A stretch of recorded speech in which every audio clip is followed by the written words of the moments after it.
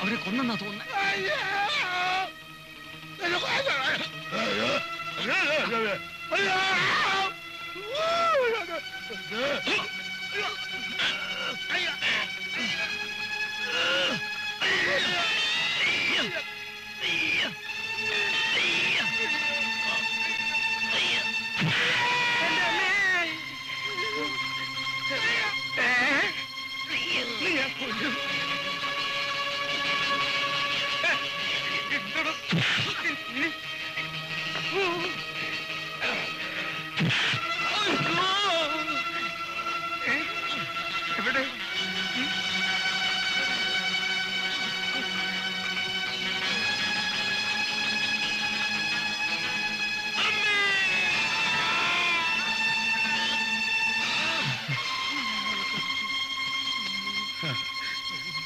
അയ്യോ, ചോര.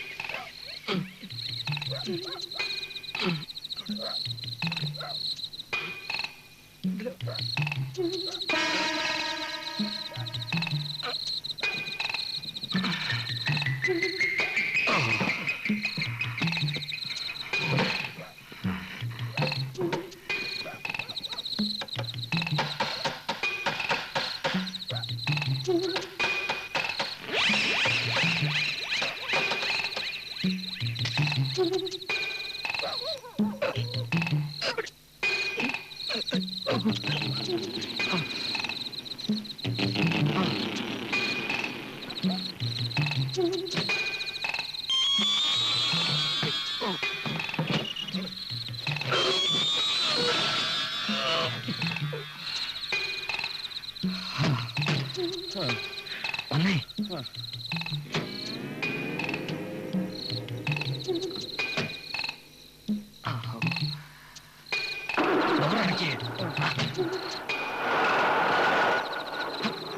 മുമ്പോട്ടല്ലടാ, മുമ്പോട്ട് മുമ്പോട്ട് മുമ്പോട്ട് വിടാ.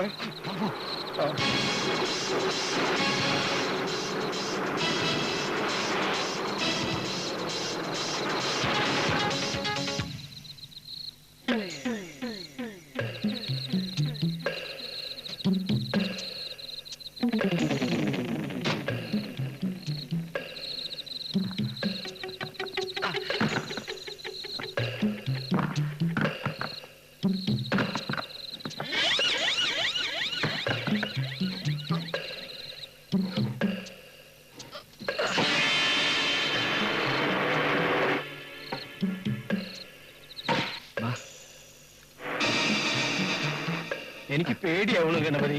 മുതലാളി പേടിക്കാതെ, ഞങ്ങളല്ലേ. ഇവിടെ ഇവിടെ ഇവിടെ ഇവിടെ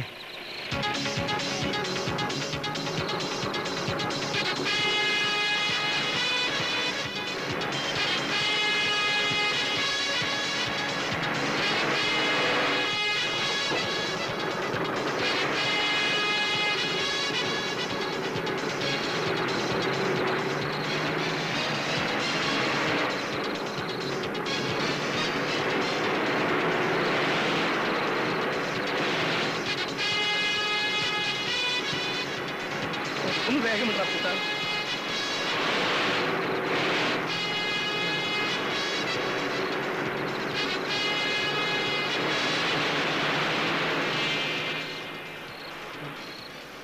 നമ്മളെ പിടിക്കാനില്ലടാ.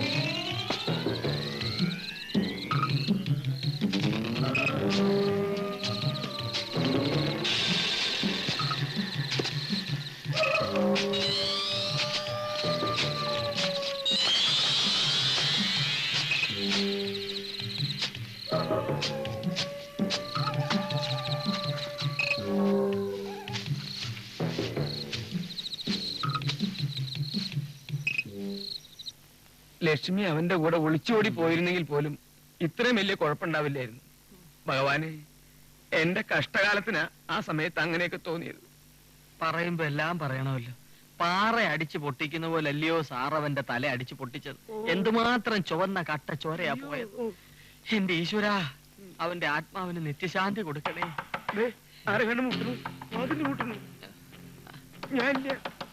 ഞാൻ തുറന്നു.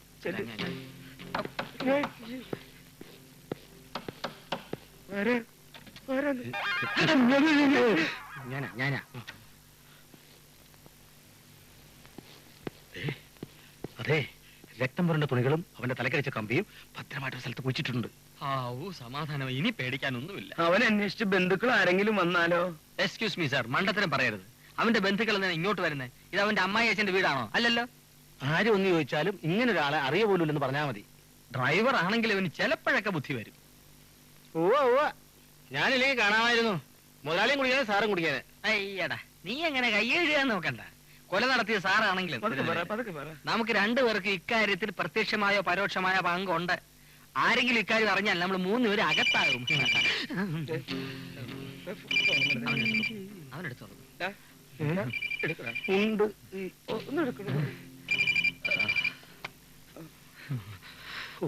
ഹലോ, യെസ്, അതെ ഉണ്ട് സാർ.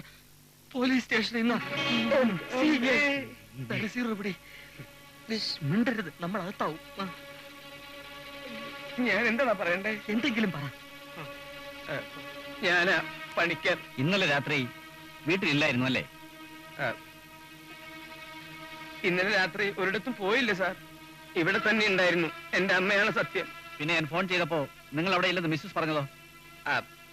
അത് ഞാൻ ഇന്നലെ രാത്രി കാറ്റ് കൊള്ളാൻ ടെറസിൽ കിടന്നപ്പോ ആ വിവരം ഭാര്യയ്ക്ക് അറിയില്ലായിരുന്നു. എന്തിനാ പണിക്കരെ കള്ളം പറയുന്നത്? ഇന്നലെ രാത്രി നിങ്ങൾ കാറിൽ പോകുന്നത് ഞാൻ കണ്ടല്ലോ. ഞാൻ എല്ലാം തുറന്നു പറയാം. എനിക്കൊരു അബദ്ധം പറ്റി. ഇന്നലെ രാത്രി ഞാനൊരാളെ കാണാൻ പോയിരുന്നു. അതൊക്കെ നിങ്ങളുടെ പേഴ്സണൽ കാര്യം. ഞാൻ വിളിച്ചത് ഒരു പ്രധാന കാര്യം പറയാനാണ്. ഓഫീസേഴ്സ് അസോസിയേഷന്റെ ഒരു മീറ്റിംഗ് അടുത്ത മാസം 7-ാം തീയതി ഫിക്സ് ചെയ്തിരിക്കുകയാണ്. മിസ്റ്റർ പണിക്കർ ഒരു ആശംസാ പ്രസംഗം നടത്തണം. പിന്നെ അസോസിയേഷന് നല്ലൊരു തുക സംഭാവന തരണം. പിന്നെന്താ, നല്ല കാര്യല്ലേ. ഞാൻ ഡ്രൈവറുടെ കയ്യിൽ കൊടുത്തയക്കാം.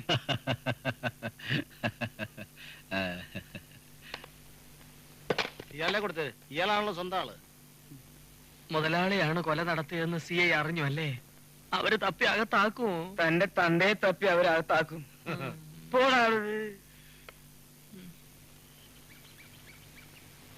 എവിടെ പോയെന്ന് ആർക്കും ഒരു പിടിയില്ല. മിനിഞ്ഞാന്ന് വൈകുന്നേരം ഒരു പെട്ടിയെടുത്തോണ്ട് അവിടെ നിന്ന് ഇറങ്ങിയതാ. എങ്ങോട്ടാണ് പോകുന്നതെന്ന് ആരോടും പറഞ്ഞില്ല. വീട്ടിൽ പോവുകയാണെങ്കിലും വേണു എന്നോട് പറയാതെ പോവില്ല. എല്ലാവർക്കും ഒരു സന്തോഷ വാർത്തയുമായി മടങ്ങി വരുമെന്ന് ഫ്രണ്ട്സിനോടെല്ലാം പറഞ്ഞിട്ടാ പോയത്. കൂട്ടുകാരെല്ലാം കൂടി വേണുവിന്റെ നാട്ടിൽ പോയിരിക്കുക. വേണു ഇവിടെ ചെന്നിട്ടുണ്ടോന്നറിയാൻ. അവരെപ്പോ മടങ്ങി വരും?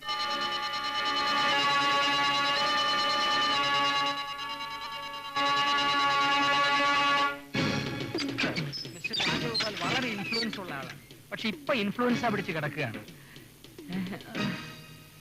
വേണു എവിടെ? ഏത് വേണു? ആരുടെ വേണു? എടുത്തു വേണു. അഭിനയൊക്കെ അങ്ങ് കയ്യിലിരിക്കട്ടെ പണിക്കർ സാറേ. ഞങ്ങളുടെ കൂട്ടുകാരൻ വേണു എവിടെന്നാ ചോദിച്ചത്. ദേ എന്റെ പോക്കറ്റിൽ എടുത്തോ. നിർത്തണോ? ഈ ചിരി വേണ്ട, പിന്നെ കരച്ചിലാവും. നിങ്ങൾക്ക് ഇപ്പൊ എന്താ വേണ്ടേ? വേണുവിനെ എവിടെ ഒളിപ്പിച്ചു വെച്ചിരിക്കുന്നെന്ന് ഞങ്ങൾക്ക് ഇപ്പൊ അറിയണം. അതറിയാതെ ഞങ്ങൾ ഇവിടുന്ന് പോകില്ല. എന്നാലേ അവൻ എവിടെയാണെന്ന് എനിക്ക് അറിയില്ല, അറിയില്ല, അറിയില്ല, അറിയില്ല. ആളെ കാണാനല്ലേ പോലീസ് സ്റ്റേഷൻ പോയിട്ട് കംപ്ലൈന്റ് കൊടുക്ക്. പോലീസ് സ്റ്റേഷൻ പോയിട്ട് കംപ്ലൈന്റ് കൊടുത്ത് എന്താ കാര്യം? തൽക്കാലം ഞങ്ങൾ ഇറങ്ങുന്നു. ഞങ്ങളോട് ഇപ്പൊ പറഞ്ഞതുപോലെ വേണുവിന്റെ ചേട്ടൻ വരുമ്പോഴും പറയണം. പറ. എടോ, ആരായി ചേട്ടൻ? സിസ്റ്റർ ആയിരിക്കും. അയ്യോ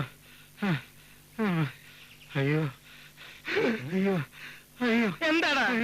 എടോ പേപ്പട്ടി, നിന്ന് കിതയ്ക്കാതെ കാര്യം പറ. ചതിച്ചു മുതലേ. മരിച്ചുപോയ വേണുവിന്റെ ചേട്ടൻ. ചേട്ടൻ? അവർ ഇരട്ടകളാ.